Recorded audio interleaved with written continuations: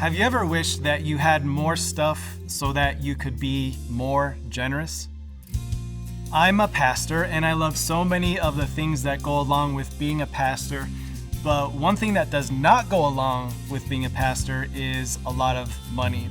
The salary isn't that high, it's not a well-paying job. Again, I love being a pastor, but there have been times in my life where I've wondered to myself, man, what if I had more stuff, more money?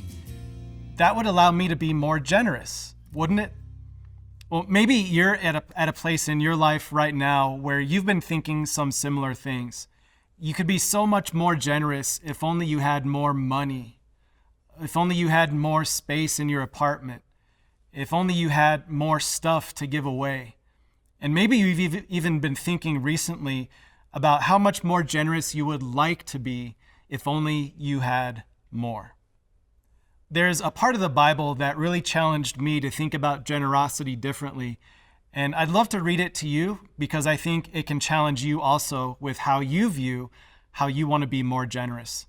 It's from 2 Corinthians chapter 8, and it simply says this: "For you know the grace of our Lord Jesus Christ, that though he was rich, yet for your sake he became poor, so that you, through his poverty, might become rich." It's natural for me, I think it's natural for all of us to think greater wealth equals greater generosity, but there's something from this verse that made me think differently. The kind of generosity that God showed to me and you actually required him to become poor. Poverty was a prerequisite for the kind of generosity that God wanted to show to you.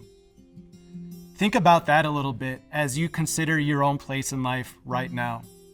Instead of thinking about your poverty or your level of poorness being something that's preventing your generosity, think about what God declares in this verse, that Jesus became poor so that you might become rich. God declares that you are rich, maybe not in a way that we often measure it, not in wealth, not in the place that you live, but you are declared to be rich because of the inheritance that's waiting for you in heaven. So let me just ask you this question. What would change if you believed that you were rich? Because that's exactly what God has declared you to be. Did you enjoy this video? If so, we would love to share even more Jesus with you, even if you have a busy, on-the-go kind of life. Just click here and you can find the audio version for this podcast, along with all the other podcasts that Time of Grace offers.